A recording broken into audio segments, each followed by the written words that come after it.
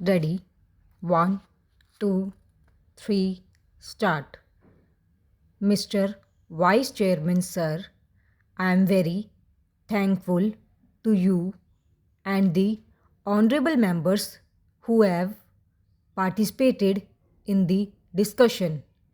I have heard with great attention the various speeches made by the honorable members in the foregoing debate on this bill. Before reacting to the individual points made by the honorable members, I would like to say that the present amendment bill cannot be deemed to be a recodification of the entire Companies Act. This bill incorporates provisions of an urgent nature which have to be brought not only for the effective regulation of the corporate sector but also for its smooth functioning. The corporate sector encompasses various sections of the people and not only companies and their management. We have to protect the interest of the shareholders, the depositors, employees, public interest, while also looking at the interest of the companies and their management.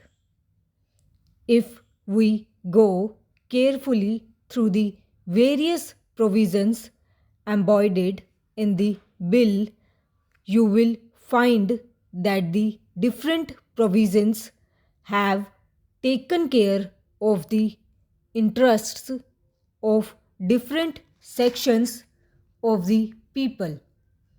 While on the one hand there is a forum being provided to depositors whose deposits are not returned by companies on time.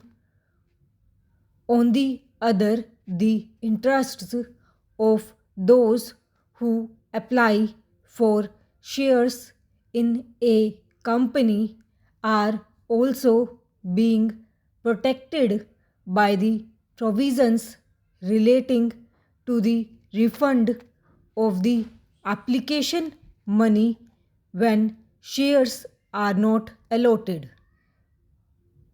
It has also been made mandatory that the company will deliver share certificates and debenture certificates within a prescribed period of time.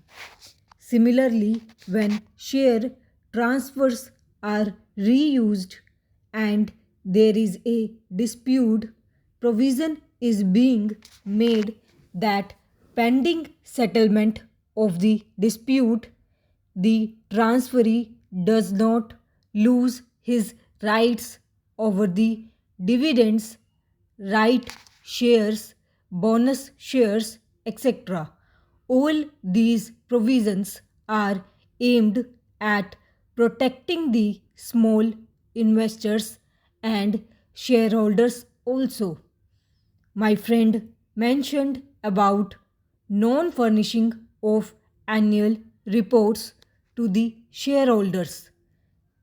It is not that we are not concerned that information needs to be furnished to the shareholders.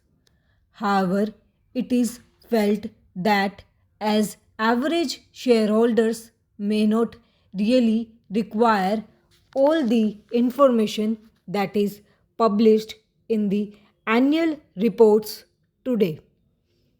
My friend himself stated that the list of the employees drawing over a certain amount of salary can be done away with.